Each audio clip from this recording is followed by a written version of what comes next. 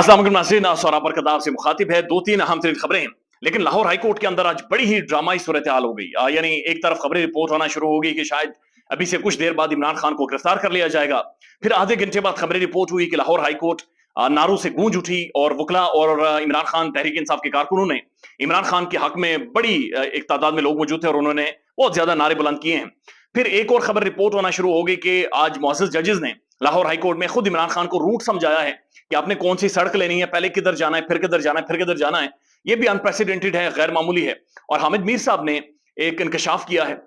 एक गुफ्तगू की है पाकिस्तान के प्राइम टेलीविजन शो में, और वो जनरल बाजवा साहब के हवाले से है, और उसने भी बहुत सारे संजीदा नौयत के सवालात उठा दिए हैं। मामला यह है, जो बड़ी खबर है वो ये है कि इमरान खान को 9 मई के हवाले से मुख्तलिफ मुकदमात में उन्हें नामजद कर दिया गया है। यानी 9 मई जिस दिन इमरान खान की सुप्रीम कोर्ट के मुताबिक एक अनलॉफुल, एक गैर कानूनी, एक इल्लीगल गिरफ्तारी हुई थी, जहां पर उन्हें इमरान खान के मुताबिक उन्हें अबडक्ट किया गया, उन्हें अगवा किया गया, और सबने वो विजुअल्स देखे, सारी सूरत हाल देखी। जब इमरान खान पाबंद सलासिल थे, कैद थे, उस दौरान कुछ शरपसंदों ने, एक प्रोटेस्ट हुआ पाकिस्तान में, मैसिव डेमोन्स्ट्रेशन हुई, और वहां पर कुछ शरपसंदों ने फायदा उठाया और हसास तनसीबात के ऊपर हमला किया। लेकिन बदकिस्मती से इमरान खान के ऊपर, जब वो पाबंद सलासिल हैं, जब वो कैद में हैं, उस दौरान भी उनके ऊपर मुकदमात, यानी उन्हें मुकदमात में नामजद कर दिया गया है। मकसद जो नजर आता है वो बुनियादी तौर पर यह है कि इमरान खान को इतना ज्यादा कानूनी मामलात में उलझा दिया जाए कि ना तो वो कैंपेन कर सके, ना तो वो बाहर निकल सके, ना ही वो क्राउड को अपने अपने जो कारकुनान है, जो जो बहुत सारे लोग छुपे हुए अंडरग्राउंड है, उन्हें दोबारा से गैदर कर सके, और ना ही इलेक्शन के हवाले से कोई मोमेंटम बना सके, और साथ साथ ना ही इमरान खान का जो स्पिरिट है, जो जज्बा है,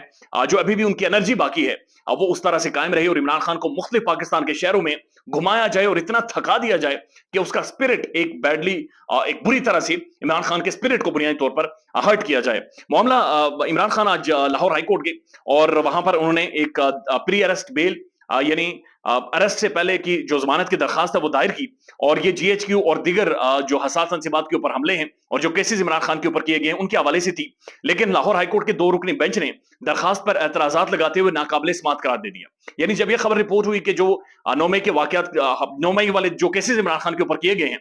उस पर लाहौर हाईकोर्ट ने जमानत नहीं दी खान को और उसे नाकाबिल समात करार दे दिया है और उसके ऊपर एतराजात लगा दिए हैं, तो वाइडली स्पेकुलेट होना शुरू हो गया मुख्तलिफ व्हाट्सएप ग्रुप्स में कि शायद इमरान खान को अभी से कुछ देर बाद अरेस्ट किया जाएगा। लेकिन उसके बाद अचानक से ये खबरें रिपोर्ट होना शुरू हो गई कि 12 दिनों की इमरान खान को जमानत दे दी गई है, इमरान खान की जमानत हो गई है, और लाहौर हाईकोर्ट के अंदर नारे लगे हैं। लाहौर हाईकोर्ट ने इमरान खान की 9 मई के 7 मुकदमात में 2 हफ्तों की हिफाजती जमानत मंजूर कर ली है, और उसके बाद जो लाहौर हाईकोर्ट में आज बाकायदा से मुअज़्ज़ज़ जजेस ने इमरान खान को कहा कि हम आपको रूट भी बता देते हैं कि आपने रूट कौन सा लेना है। आपने सबसे पहले गुजरांवाला लेना है, फिर फैसलाबाद लेना है, फिर रावलपिंडी लेना है, फिर मियांवाली जाएंगे, और उसके बाद आप लाहौर हाईकोर्ट आएंगे। ये जस्टिस अली बाकर नजवी साहब ने इमरान खान साहब को कहा है, जिस पर खान साहब ने जवाब दिया कि जज साहब बिल्कुल हम रूट लेंगे और यही रूट लेकर आएंगे। यानी आप अंदाजा लगाएं कि गुजरांवाला, फैसलाबाद, रावलपिंडी, मियांवाली मुख्तलिफ जगहों के ऊपर हसास तनसीबात के ऊपर हमले हुए, और उन तमाम तर मुकदमात में इमरान खान साहब के ऊपर इन तमाम तर शहरों के अंदर अलग अलग दिन में मुकदमात है। यानी एक दिन में अगर खान एक शहर में जाता है तो तकरीबन 4 से 5 शहर ये बनते हैं,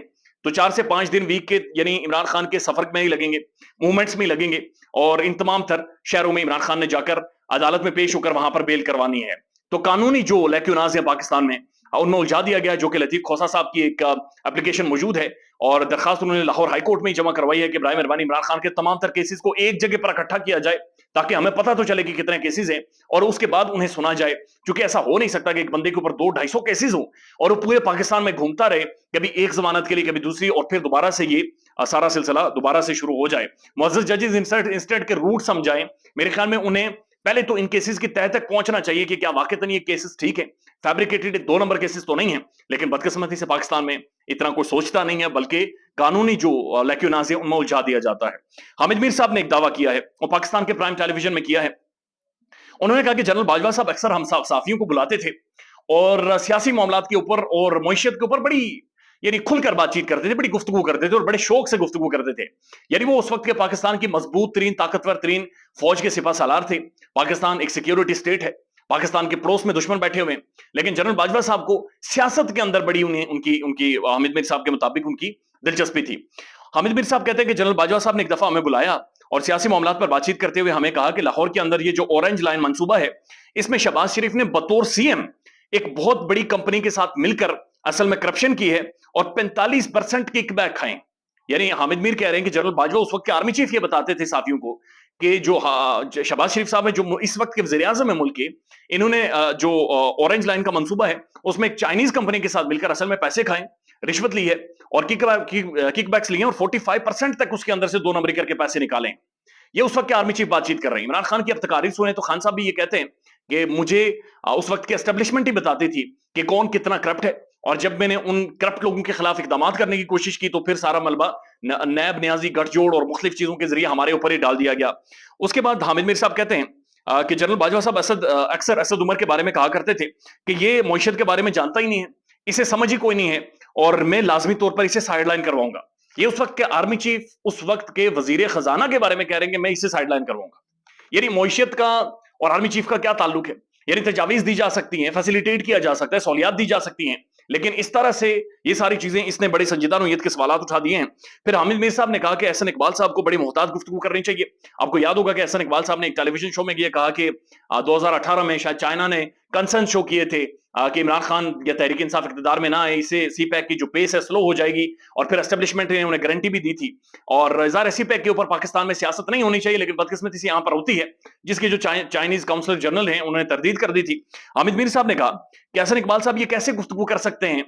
کہ چائنا نے یہ کہا اور ان کی وجہ سے سی پیک عمران خان کی وجہ سے متاثر ہوا، جبکہ عمران خان نے اپنے دور میں سی پیک اتھارٹی بنا دی تھی اور اس وقت کے لیفٹیننٹ جنرل عاصم باجوہ صاحب کو سی پیک اتھارٹی کا چیئرمین بنایا گیا تھا، یعنی اس کا سربراہ بنا دیا گیا تھا۔ تو صرف عمران خان کے اوپر ملبہ تو نہ ڈالیں اگر سی پیک کی پیس سلو ہوئی تھی تو پھر ظاہر ہے سی پیک کی اتھارٹی عاصم سلیم باجوہ صاحب بھی اس کے سربراہ تھے، لہٰذا بڑی محتاط گفتگو حامد میر صاحب کے مطابق احسن اقبال صاحب کو کرنی چاہیے۔ لیکن اہم ترین سوالات یہ بھی ہیں کہ جو باجوہ صاحب کے اوپر حامد میر صاحب کھل کر کھڑے ہو کر پرائم ٹیلی ویژن میں الزامات لگا رہے ہیں، کیا اس کی تحقیقات ہوگی؟ کیا یہ چیزیں واقعتاً انویسٹیگیٹ ہوں گی؟ کیا ان کو کوئی سننے والا ہے، سمجھنے والا ہے پاکستان کے اندر کہ جو ان کے اوپر ایک اصولی سٹیپ لے اور کم از کم پوچھے کہ اس وقت کے آرمی چیف کو آخر کیا پڑی تھی کہ وہ اس طرح کی گفتگو کرتے، اور اگر وہ بات چیت ٹھیک کر رہے ہیں یا ٹھیک کر رہے تھے کہ اس وقت کے وزیر اعظم اصل میں 45% کک بیکس لیتے رہے، 2 نمبریاں کرتے رہے، تو پھر اس کے اوپر بھی سوالات اٹھتے ہیں کہ یہ ساری ڈیٹیلز اور یہ ساری معلومات اور انفارمیشن کہاں پر ہے۔ خیال رکھیے گا اپنا، اللہ حافظ۔